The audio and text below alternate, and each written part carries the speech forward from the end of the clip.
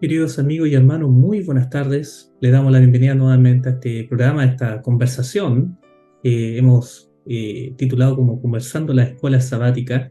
En esta lección 13 de este folleto, ya que se nos va ya completamente con esta última lección de los tres mensajes cósmicos, que han sido 13 semanas de desafío permanente para poder profundizar de este mensaje definitivo y que en bocas de la misma profetisa del Señor decía que era el mensaje de la justificación por la fe.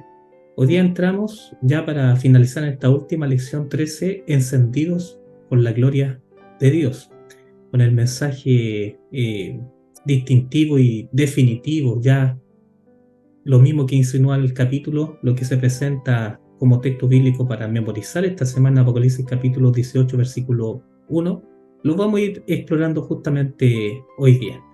Estamos nuevamente acompañados por nuestros queridos amigos y hermanos.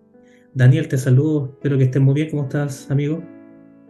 Hola, querido Luciano, muy bien, aquí estamos, con algunas pequeñas dificultades de salud, pero el Señor ahí nos sostiene y agradecidos por, obviamente, la oportunidad de poder reunirme una vez más con ustedes para poder comentar este proyecto que ahora llega a su fin, así que de alguna forma ahí ver la- las conclusiones finales de lo que ha sido este trimestre, que ha sido bien interesante para nosotros. Así es, amigo. Qué bueno también que nos podamos acompañar. También nos acompaña nuestro amigo y teólogo quien aquí nos sustenta para poder comprender mejor los conceptos, nuestro querido amigo José Miguel. ¿Cómo estás tú?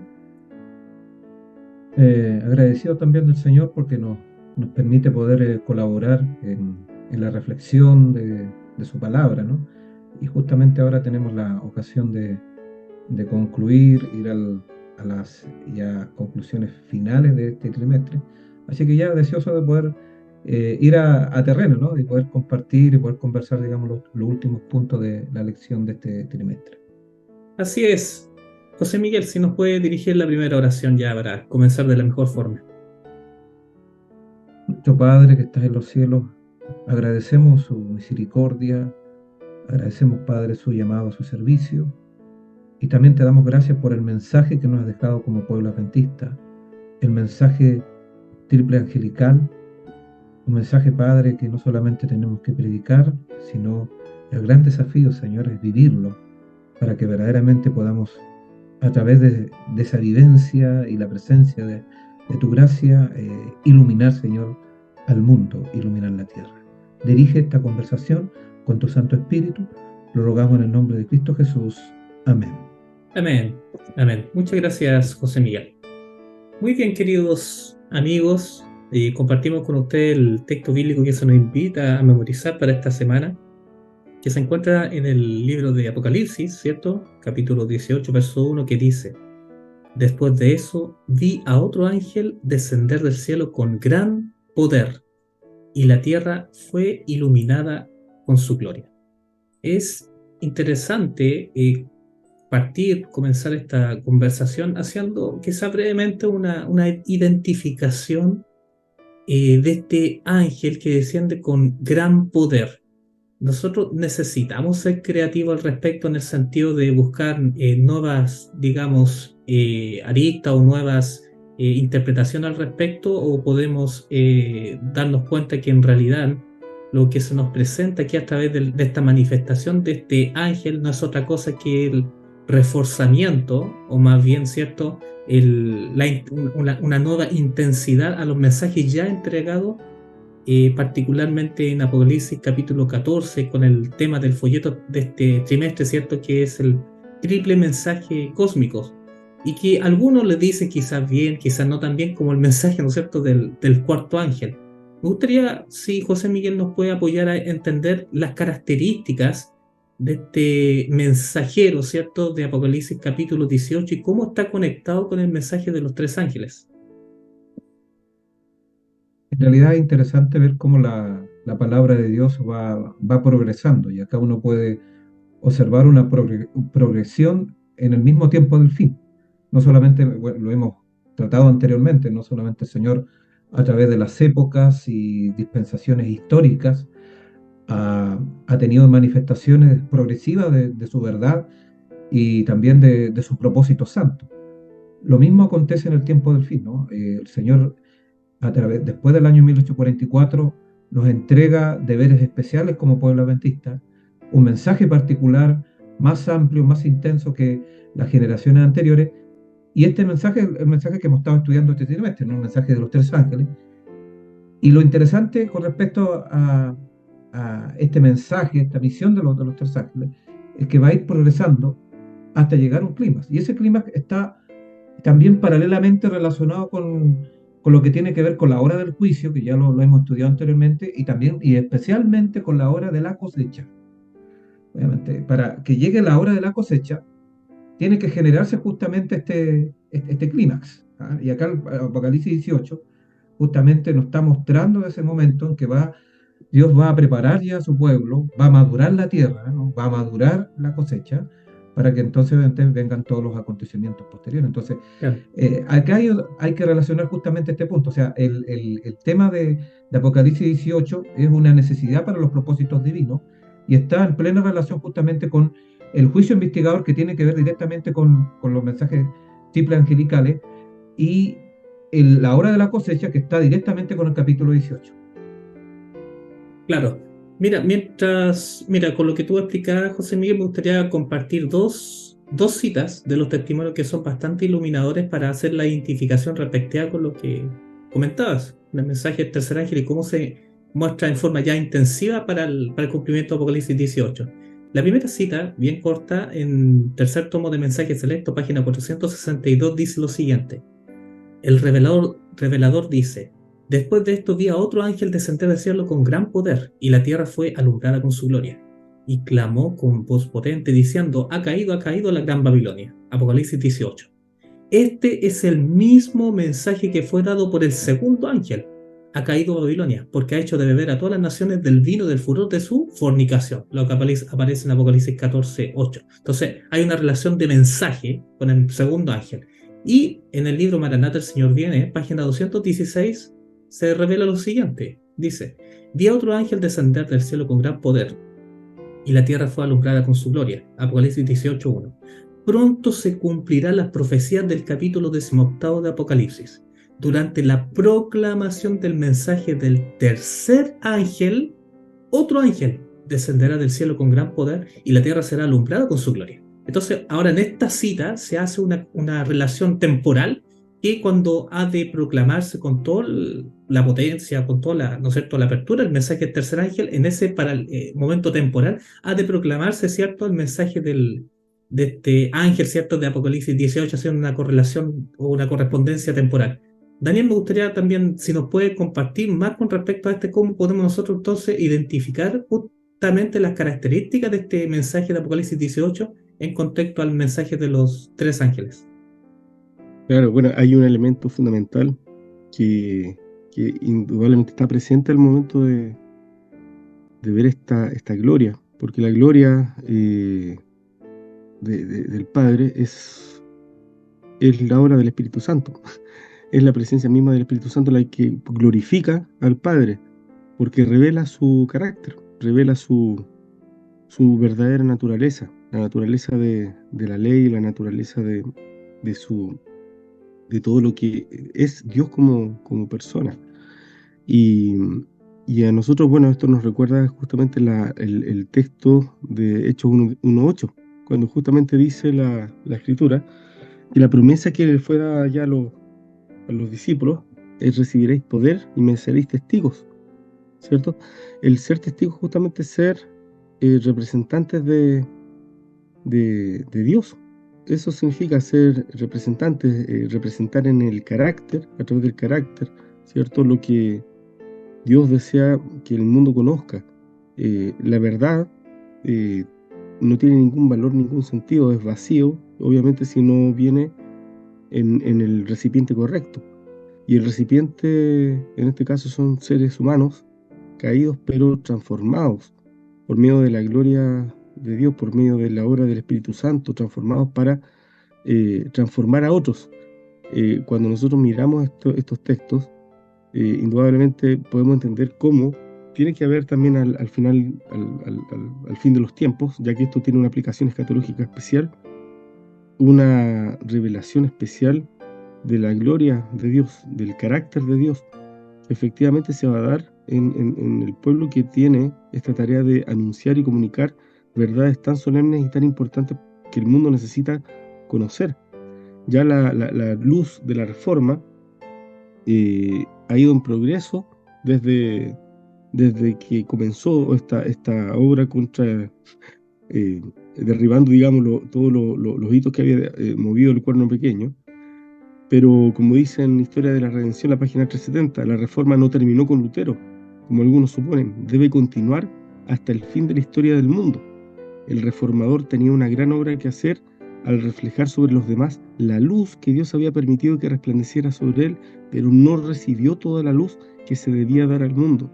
Desde esa época hasta ahora, continuamente ha estado brillando nueva luz sobre las Escrituras y se han ido desarrollando constantemente nuevas verdades. Entonces, evidentemente ahí entra la Iglesia Adventista con este rol profético, esta misión profética, justamente de continuar en esta senda y transmitir una verdad que no solamente se transmite, como lo hemos dicho, teológicamente, sino que por experiencia, por entender lo que significa eh, hacernos participantes de la naturaleza divina, que es la única forma por la cual nosotros obviamente podemos revelar su gloria. Claro que sí, interesante lo que indica con respecto al rol del Espíritu Santo. De hecho, el folleto, si bien lo toma, ¿no es cierto?, utiliza de hecho o cita las palabras de Cristo en Mateo capítulo 10, verso 1, ¿cierto?, el concepto de poder o exousia en griego, ¿cierto?, que es el concepto de poder, el mismo que se ve citado en Apocalipsis con respecto a este ángel, ¿cierto?, con gran poder, es la misma que Jesús, con la cual empodera a sus discípulos para que vayan atrás de la comisión que él les entregó, que eran empoderados por la presencia y el poder del Espíritu Santo. Entonces, y de acuerdo también a una cita de los testimonios que dice que es la obra del Espíritu Santo en la que hace eficaz el sacrificio de Cristo en los corazones, sin el cual no habría justamente esta posibilidad para nosotros sin la obra del Espíritu Santo. Entonces Él es el que empodera justamente y Él es el que perfecciona esta obra que ha de consumarse justamente en los últimos tiempos. Entonces nosotros vemos en Apocalipsis 18 el perfeccionamiento de la obra del Espíritu Santo, la que comenzó, ¿no es cierto?, en el Pentecostés, podemos decir, ¿cierto?, con la lluvia temprana en el aposento alto, se reflejaba y potenciaba e intensificaba y perfeccionada, ¿cierto?, en últimos tiempos con la lluvia tardía. Y, ¿no es cierto?, se da en un contexto de Mateo capítulo 18, en el cual todavía está el tiempo de gracia. Y para que esté el tiempo de gracia vigente, está Cristo administrando justo en ese momento en el lugar santísimo. Por lo cual, si hacemos esa lógica, ¿no es cierto?, temporal, Cristo está administrando físicamente, realmente, en un espacio, ¿cierto?, real en el cielo, ¿cierto?, por nosotros, mientras que se manifiesta este ángel para hacer el último llamado desesperado, urgente, para llamar a su pueblo de todas las naciones para salir del engaño de Babilonia. Entonces no puede ser otra sino que la obra del Espíritu Santo trabajando a través de la iglesia, tal como, ¿no es cierto?, lo entendemos con el mensaje de Apocalipsis 14, que los ángeles, los mensajeros, es justamente la obra del Espíritu Santo a través de la iglesia. Entonces Él es el que tiene el protagonismo. Pero es notable, es interesante notar que este ángel en particular, ¿cierto?, aquí se habla en forma más insinuosa el tema de la gloria. Al respecto, José Miguel, bueno, el folleto en cierto grado, ¿cierto?, profundiza en el concepto de gloria. ¿Qué más podemos agregar al respecto? ¿A qué se refiere con respecto cuando nosotros encontramos la escritura de la gloria de Dios para nosotros? No, la gloria de Dios tiene que ver realmente con lo que es Dios mismo, ¿no? Su carácter, implica toda su constitución, todos sus actos, toda su voluntad. Y bueno, y está expresado esa gloria en la ley de Dios de una manera interesante. Y esa ley de Dios, cuando llega a nuestros corazones, es parte de nuestra vida, se trasunta en el carácter mismo de Dios en nuestro ser.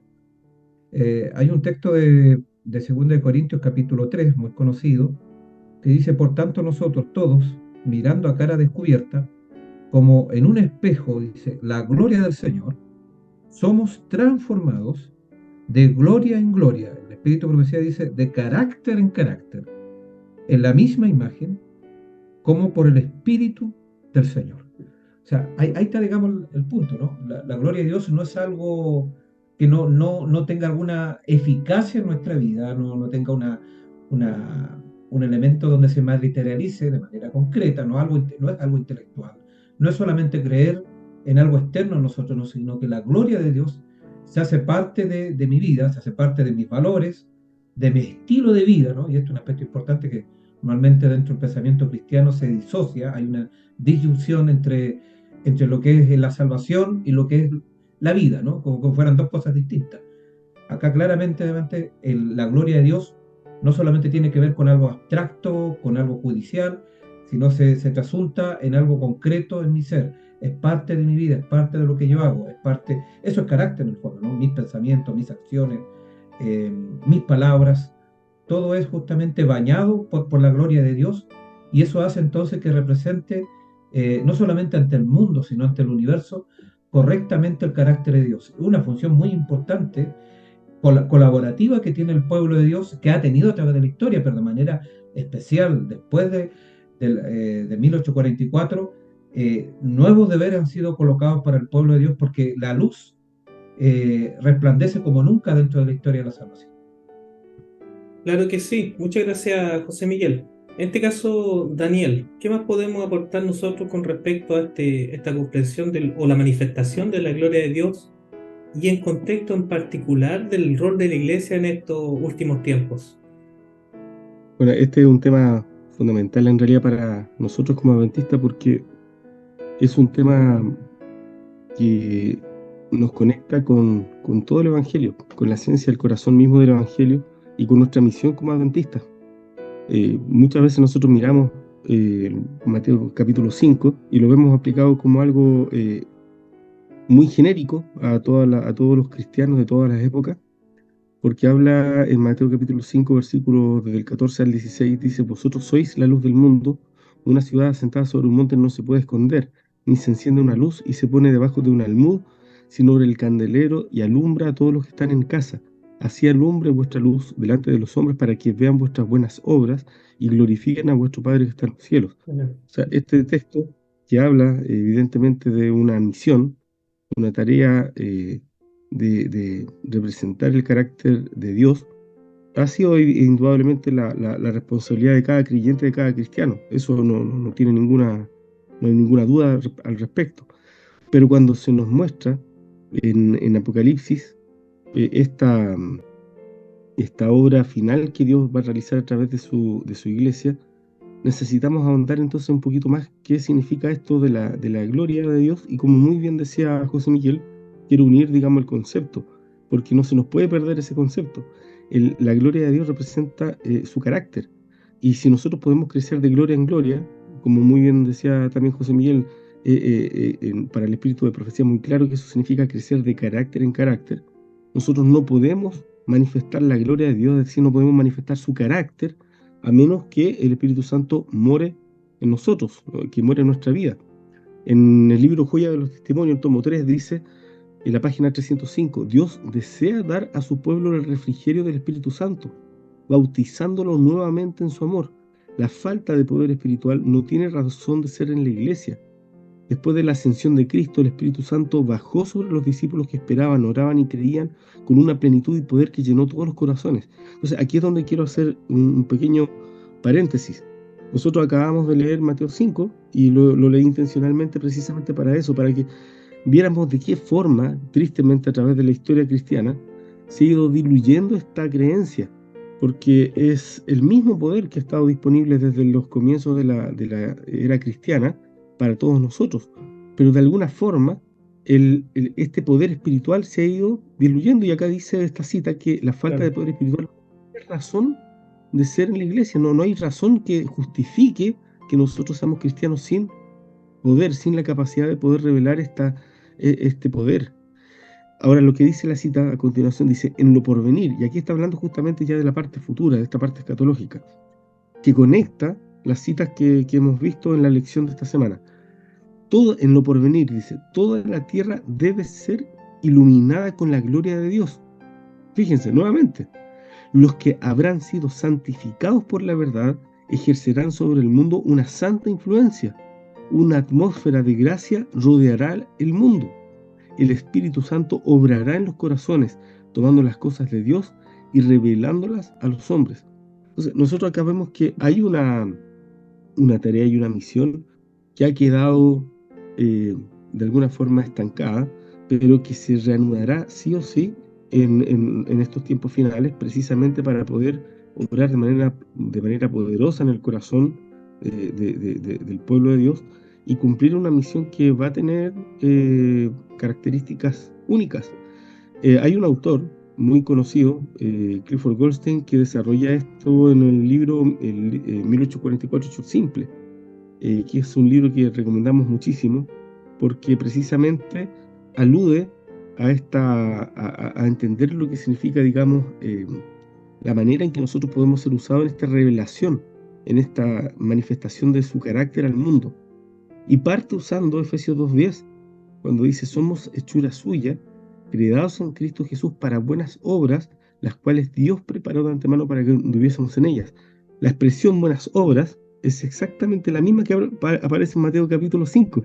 Nosotros habíamos visto recién, el versículo 16, cuando dice, así alumbra vuestra luz delante de los hombres para que vean vuestras buenas obras y glorifiquen a vuestro Padre que está en los cielos.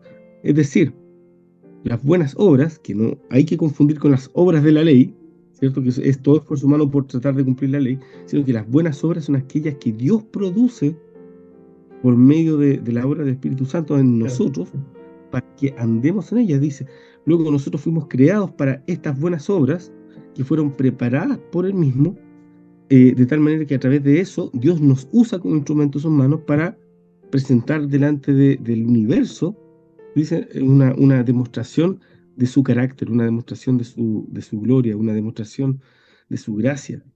Y finalmente tenemos estas mismas palabras de Jesús, donde el mismo Señor ratifica en Juan capítulo 15, versículo 8, en esto es glorificado mi Padre, dijo Jesús, en que llevéis mucho fruto. Este fruto es obviamente la evidencia del Espíritu Santo en el corazón de cada uno de nosotros. Muy bueno lo que mencionaba, me acordaba mientras hablaba la cita que también hemos compartido en nuestra oportunidad cuando los testimonios dicen, ¿cierto?, que cuando el carácter de Cristo sea perfectamente reproducido en su pueblo, entonces Él vendrá para reclamarlos como suyos.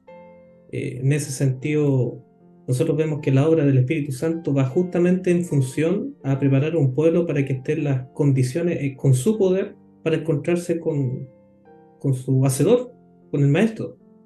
Y cuando vemos las características que ustedes están nombrando, es inevitable irnos, por ejemplo, al Evangelio de Juan, capítulo 1, versículo 14, un texto bien conocido que nos habla justamente de la misión que vino a hacer Cristo y cómo nosotros somos llamados a justamente reflejar lo que Él vino, a lo que Él vino, que es mostrar al Padre. Y en base a los textos que presentaba Daniel, ¿cierto?, que justamente va con ese propósito de mostrar al Padre, de glorificar al Padre. O vamos a tocar un poquito ahora a continuación, ¿cierto?, de indicar a Dios en ese sentido. Entonces nosotros vemos en esta cita, en Juan 1:14, que dice, y aquel verbo fue hecho carne y habitó entre nosotros, y vimos su gloria, gloria como del unigénito del Padre, lleno de gracia y de verdad. Entonces, la misión del Señor Jesús es justamente presentar la gloria del Padre. Y cómo la manifestó a partir de los elementos que se compartían y a partir de esta cita que dice lleno de gracia y de verdad.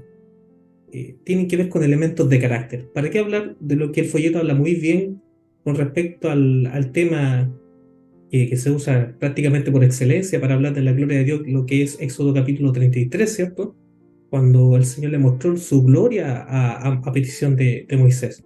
Pero me gustaría compartir con ustedes una cita que se encuentra en The Ribbon Herald, del 13 de enero de 1903, que dice, aquel sobre quien brilla la luz de la verdad presente debe ser conmovido a compasión a favor de los que están en oscuridad. Cada creyente ha de reflejar la luz en rayos claros y definidos. Hoy el Señor espera realizar una obra similar a la que hizo mediante sus mensajeros delegados después del día de Pentecostés. Cuando el fin de todas estas cosas está cerca, el celo de la iglesia actual no debería exceder al de la iglesia primitiva. El fervor por la gloria de Dios impulsó a los discípulos a dar testimonio de la verdad con gran poder. ¿No debería este mismo celo encender nuestros corazones con un anhelo de contar la historia del amor redentor de Cristo crucificado?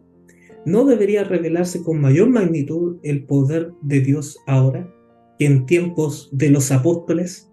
Entonces, aquí, a través de esta cita, se nos desafía justamente a apelar a las promesas de la Sagrada Escritura que en los últimos tiempos, que pronto, ¿no es cierto? Y estamos, bueno, cercanos por la gracia de Dios, ¿cierto? De vivir en el cumplimiento del mensaje ¿cierto? Del ángel de Apocalipsis capítulo 18, donde se va a mostrar en forma inequívoca la verdad del Señor para toda criatura para tomar su decisión final al respecto.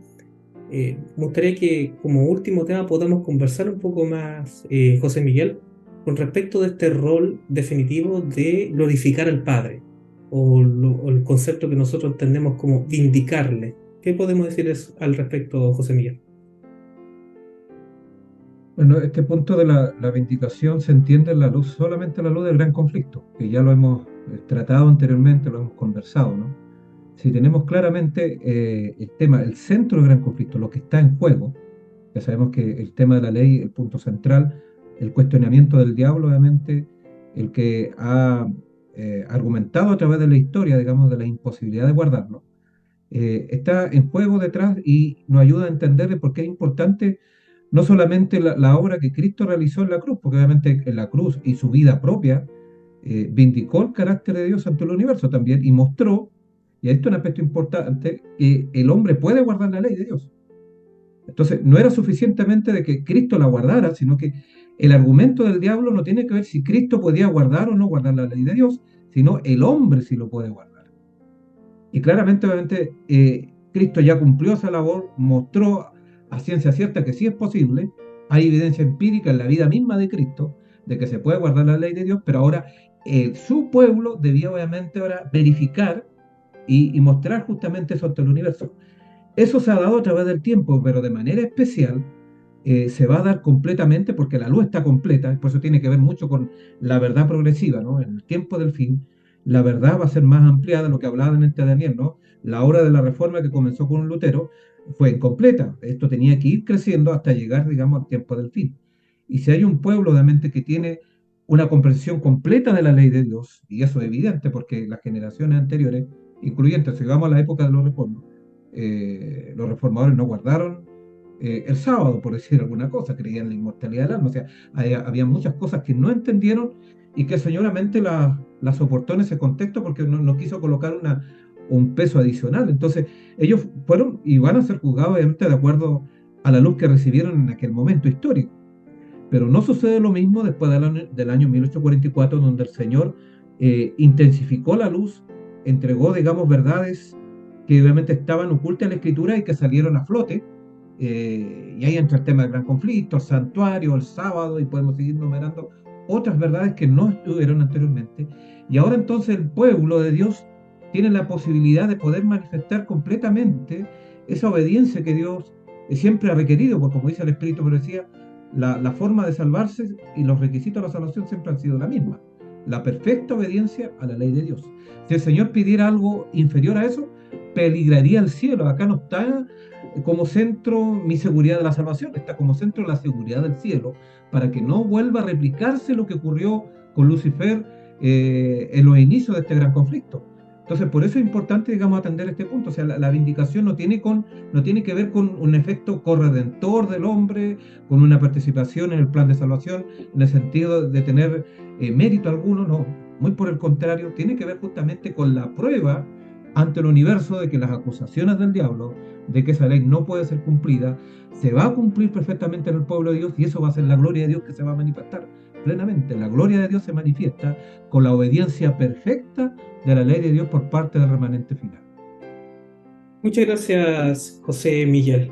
Entonces pudimos ligar precisamente el concepto de la gloria de Dios con justamente, valga la redundancia, glorificar al Padre, ¿cierto? Que es vindicarlo, hacer una demostración de que las acusaciones del enemigo son falsas y a través de testimonios de vidas que han sido transformadas y son, digamos, empoderadas por la presencia y el poder del Espíritu Santo, que es el que lo hace posible. Al respecto, y para ya finalizar, me gustaría que también Daniel, si nos puede compartir también su impresión con respecto a este tema de la gloria de Dios y la vindicación en contexto, ¿cierto?, de la intervención que hace el Espíritu Santo en los últimos tiempos. Bueno,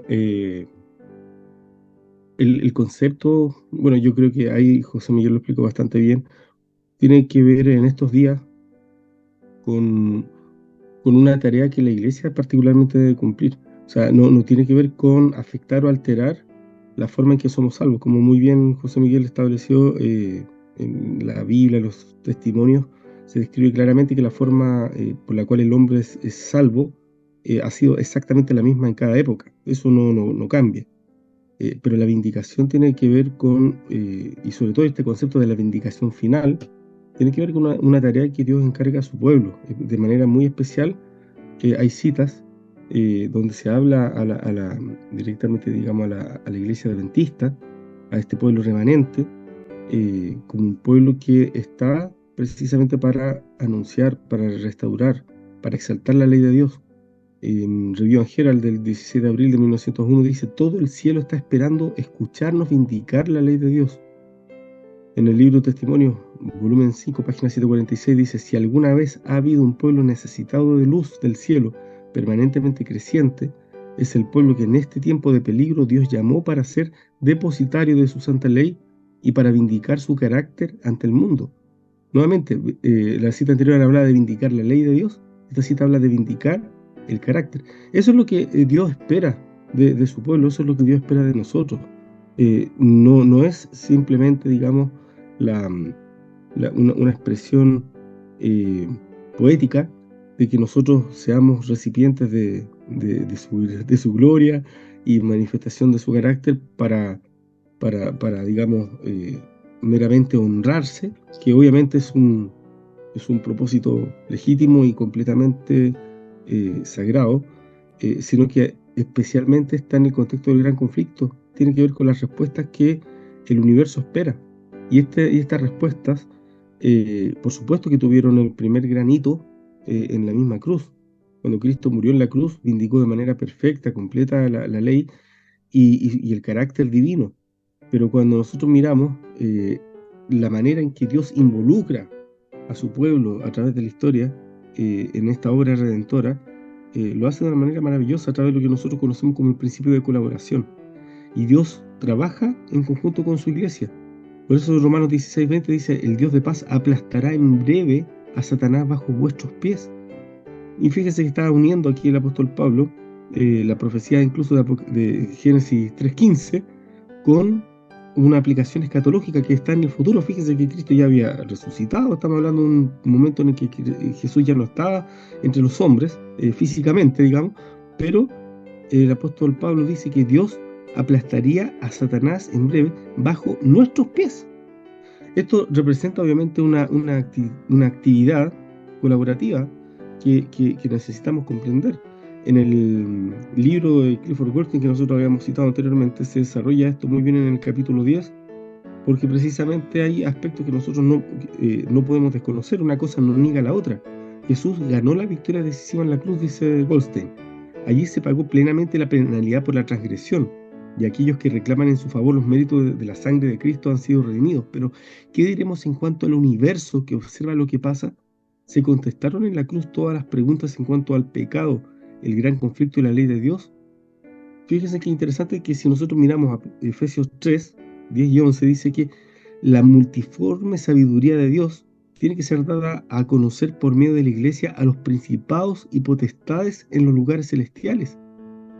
Es decir, este texto, que también fue escrito años después de la ascensión, revela que más de la multiforme sabiduría de Dios, o sea, más del carácter de Dios, más de la revelación que el universo mismo espera, sería dada por medio de la iglesia. Y hay muchos otros textos bíblicos que hablan al respecto. Ahora, lo importante, y para poder cerrar el comentario, no hay ninguna duda de que existe esta vindicación final. Apocalipsis 12:17 es una de las mejores muestras y evidencias de esta vindicación. Se ve un pueblo ahí guerreando contra el enemigo, guardando los mandamientos de Dios, no intentando guardarlos, sino guardándolos. Y esto solamente puede ser por obra del Espíritu Santo en sus corazones. Pero cuando hablamos de esta obra, hablamos de una obra que es, nunca lo olvidemos, vindicatoria. Dios nos usa como instrumentos para poder responder esta acusación de que la ley de Dios no se puede cumplir. Y la ley de Dios no se cumple o no se cumple en nosotros siempre a nivel espiritual. O sea, nunca olvidemos eso. O sea, el aspecto fundamental de la obediencia a la ley de Dios es que se trata precisamente de un cumplimiento espiritual que tiene que ver con el carácter. El carácter es el concepto que nosotros debiéramos entender. En Joya de los Testimonios, el tomo 3, página 17, dice: la verdadera santificación es armonía con Dios, unidad con Él en carácter. Cuando nosotros pensamos en el carácter, por lo tanto, no pensamos meramente en la comisión de uno o dos actos moralmente significativos para nuestra vida. Tiene que ver con una sumatoria de decisiones morales que van formando y delineando el carácter. El carácter, como dice el Camino a Cristo, la página 56, se manifiesta no por las obras buenas o malas que de vez en cuando se ejecutan, sino por la tendencia de las palabras y los actos en la vida diaria. Cada acto que nosotros evidentemente tomamos, cada decisión que tomamos, va formando, va modelando nuestro carácter. Por eso el carácter no se forma de la noche a la mañana. El gran asunto, el gran tema a entender tiene que ver con la formación del carácter. Por eso es tan importante que no puede haber duda alguna de que este pueblo que manifiesta, que guarda la ley de Dios, no es un pueblo que simplemente está preocupado por actos puntuales de obediencia. Es un pueblo que está en armonía con el carácter de Dios. Es un pueblo que ha venido luchando, lleva tiempo en esta lucha y lleva tiempo guerreando con las armas que Dios ha provisto para nosotros. Es un pueblo que viene hace bastante tiempo desarrollando un carácter que se asemeja tanto al de Jesús, que la gente y el enemigo mismo lo identifica como un pueblo que guarda los mandamientos de Dios. Así es, muchas gracias, Daniel. Y con tu comentario, bueno, damos por cumplido y finalizado esta conversación. También finalizando con este último programa con respecto a este folleto, ¿no es cierto?, de la lección 13 de los tres o del triple mensaje cósmico, ¿ya?, que fue nuestro tema de estudio durante este último trimestre. Por lo cual agradecemos la compañía de los que amablemente nos acompañaron durante estas semanas. Pronto tendremos novedades con respecto a nuevas conversaciones y cosas que podemos ir compartiendo constantemente. Así que para ya finalizar y despedirnos, vamos a pedir, Daniel, para que ya podamos despedirnos de la mejor forma, que es con una oración. Claro, oremos. Padre bondadoso que estás en el cielo y aquí con nosotros, santificado y glorificado sea tu maravilloso nombre, Señor. Te agradecemos por la bendición que nos has dado de poder participar de este conversatorio, de poder estudiar este folleto, y en particular agradecemos las citas, las evidencias bíblicas y los testimonios que nos ayudan a entender y clarificar conceptos que son vitales para nuestra fe, en particular, Señor, para el cumplimiento de la misión que tú esperas realizar a través nuestro y por medio del poder de tu Santo Espíritu en nosotros, Señor. Rogamos, mi Dios, que tú puedas morar efectivamente en el corazón, en la mente de cada uno de los que te escucha, y que podamos, Señor, muy prontamente verte en las nubes de los cielos. Queremos ser parte de ese pueblo que tú vas a trasladar para vivir para siempre en las mansiones celestiales. Rogamos, Señor, que tú nos bendigas, nos acompañes. Lo pedimos humildemente, no por mérito de alguno de nosotros, sino solamente por los méritos de nuestro amado Salvador Jesús. Amén, Señor. Amén.